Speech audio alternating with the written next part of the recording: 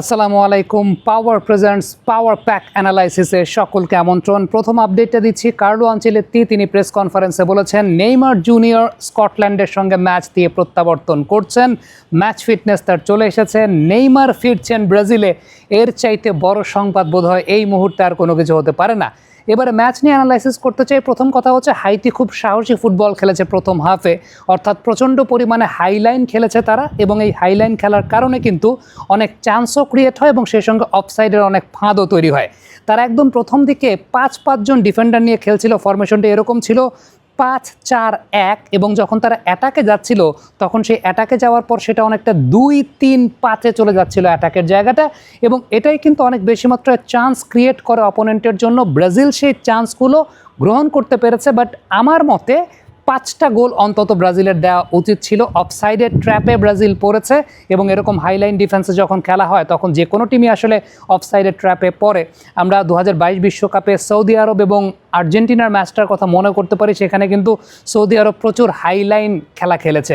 So হাইলাইনের এগেনস্টে এইরকম হবে, তবে সেই সঙ্গে সঙ্গে চান্সও ক্রিয়েট হবে। তবে ব্রাজিলের এই ম্যাচে সবচাইতে বড় ভুল সংশোধনের জায়গা যেটা ছিল, কিংবা ব্রাজিলের নতুন ভার্সন যেটা দেখা গেছে, সেটা হচ্ছে ব্রাজিল প্রচুর পরিমাণে প্রেসিং করেছে, এবং প্রেসিং করে বলটাকে রিকভারি করার পর তারা প্রচুর পরিমাণে ভার্টিক্যাল পাস করেছে।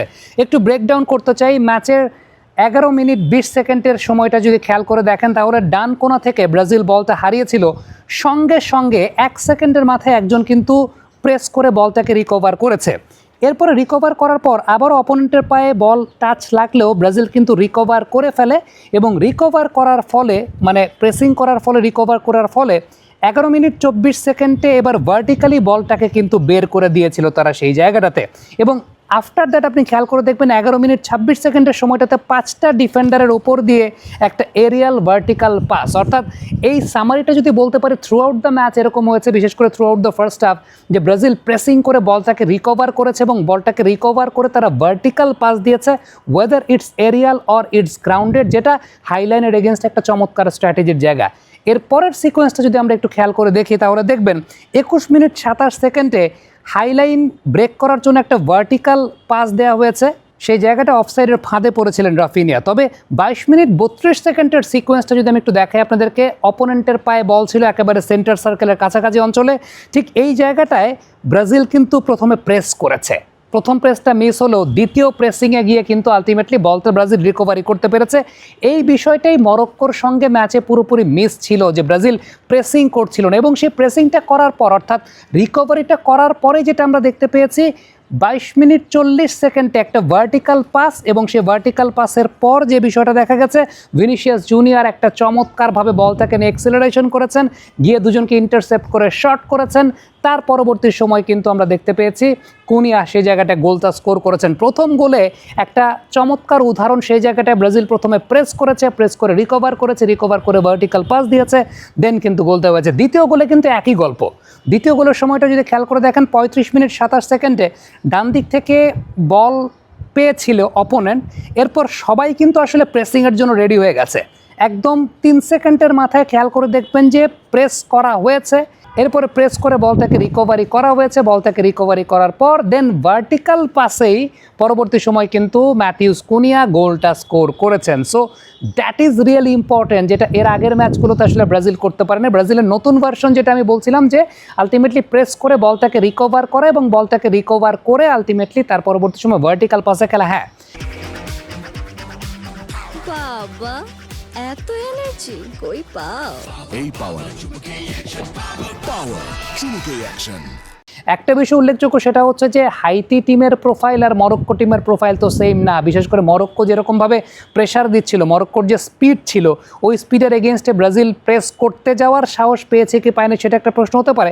তবে আজকে ব্রাজিল প্রেস করতে গেছে, এবং হাইতির হাইলাইনটা অনেক বেশি মাত্রায় ব্রাজিলকে সহায়তাও করেছে। আমি 3 নম্বর গোলটা নিয়ে যদি একটু আলোচনা করতে চাই, 3 নম্বর গোলটা এখানেও কিন্তু একটা চমৎকার বিষয় ছিল, সেটা হচ্ছে আপনি যদি ফরমেশনটা লক্ষ্য করে দেখেন, ম্যাথিউস কুনিয়া কিন্তু নিচের দিকে নেমে এসে খেলছিলেন, এই নিচের দিকে নেমে এসে খেলার জন্য ভিনিসিয়াস জুনিয়রের জন্য কিন্তু ওপরের দিকে স্পেস ওপেন হয়ে গিয়েছিল এবং ওপরের দিকে স্পেস ওপেন হয়ে যাওয়ার পরে আপনি খেয়াল করে দেখবেন যে লুকাস পাকেতা তিনি এখানেও কিন্তু একটা ভার্টিক্যাল বল দিয়েছেন, বাট এরিয়াল ভার্টিক্যাল বল। সেই এরিয়াল ভার্টিক্যাল বলটা পরবর্তী সময় কিন্তু ভিনিসিয়াস জুনিয়র তিনি গ্র্যাব করেছেন, গ্র্যাব করার পরে আফটার দ্যাট এই গোলটা স্কোর হয়েছে। সো আলটিমেটলি ব্রাজিলের এই খেলার দুইটা বৈশিষ্ট্য ছিল, একটা হচ্ছে প্রেসিং করা আর একটা হচ্ছে ভার্টিক্যাল বলগুলো বাড়িয়ে দেওয়া। এই দুইটা জায়গায় ব্রাজিল কিন্তু অনন্য ছিল, তারা বেশ ভালো খেলেছে। এবারে একটা ফরমেশনটা যদি আমি আপনাদেরকে দেখাই, অর্থাৎ এই ফরমেশনটাই কিন্তু ব্রাজিলের জন্য কাজে দিয়েছে। ম্যাথিউস কুনিয়া একটু নিচের দিকে নেমে এসে খেলেছেন যখন অফ দ্য বল আছে ব্রাজিল, কিন্তু অফ দ্য বলের সময়টা ভিনিসিয়াস জুনিয়র কিন্তু নিচে নামেন নাই, ভিনিকে উপরেই রাখা হয়েছে, কারণ ম্যাথিউস কুনিয়া সেই জায়গাটায় নিচের কাজটা করেছেন। আজকের এই ম্যাচে আমি বলবো যে পাকেতা বেশ ভালো বল রিকভার করেছেন, বেশ ভালো টাচ তার ছিল, বেশ ভালো তিনি বল দিয়েছেন। এই জায়গাটাতে ডেফিনেটলি তার একটা প্রশংসার জায়গা, যেটা গত ম্যাচে তিনি হয়তো বা ডুয়েল উইনে অনেকভাবেই পারছিলেন না মরক্কোর এগেনস্টে, বাট এই ম্যাচে পেরেছেন। আরেকটা বিষয় বলবো যে বাদিক থেকে যখন ব্রাজিল একদম শুরুর দিকে আপনি যদি চিন্তা করে দেখেন, সান্তোস যখন বাদিক থেকে উঠছিলেন, মাঝখানে কিন্তু একটা ডায়াগোনাল শেপ ব্রাজিল মিডফিল্ডে তৈরি করে ফেলেছিল। ওই জায়গাটাতে আবারও বলি হাইলাইন ছিল অপোনেন্টের, সো ব্রাজিল এই জায়গাটায় মাঝখানে একটা ডায়াগোনাল শেপ তৈরি করে আলটিমেটলি কন্ট্রোলটা নেওয়ার চেষ্টা করেছে। সেই বিষয়টা আমার কাছে ব্যক্তিগতভাবে খুব ভালো লেগেছে। দ্বিতীয়ার্ধের খেলা নিয়ে যদি আমি একটু বলি, দ্বিতীয়ার্ধের খেলাতে যে বিষয়টা ঘটেছে সেটা হচ্ছে হাইতি কিন্তু তাদের ফরমেশনটা এখানে পরিবর্তন করে ফেলেছে, মিডফিল্ডে আরেকজন এক্সট্রা প্লেয়ারকে নিয়ে এসেছে এবং বাদিকে আমি একটা ট্রায়াঙ্গেল শেপ দেখছিলাম, বিশেষ করে এডারসন যখন এসেছিলেন, এডারসন পাকেতা এবং ভিনিসিয়াস জুনিয়রের মধ্যে ওই জায়গাটা একটা বেশ ট্রায়াঙ্গুলার শেপের একটা অ্যাটাক ছিল এবং সেই জায়গাটা থেকে পরবর্তী সময় ভিনি কিন্তু একটা অ্যাটাকও করেছিলেন। মার্টিনেল্লি নেমেছিলেন, মার্টিনেল্লি নামার পরেও বেশ কিছু অ্যাটাক তিনি জেনারেট করেছেন। এন্ড্রিককে নামানো হয়েছে, বাট অফসাইডের ফাঁদগুলো কিন্তু ব্রাজিল আজকে আসলে বেরোতে পারে নাই। এই অফসাইডের ফাঁদ দিয়ে আমি আলাদা আরেকটা ভিডিও করব।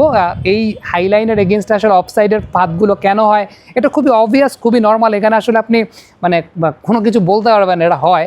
বাট আমার কাছে আজকে মনে হয়েছে ব্রাজিলের এই ম্যাচে 5টা গোল অন্তত দেওয়া উচিত ছিল। ডেফিনেটলি হাইতির হাইলাইনটা একদিক থেকে যেমন অ্যাডভান্টেজ দিয়েছে, ঠিক তেমনিভাবে আরেক দিক থেকে ডিসঅ্যাডভান্টেজও দিয়েছে। কমেন্ট বক্সে আপনাদের মন্তব্য মতামত জানতে চাই, লিখে পাঠাবেন।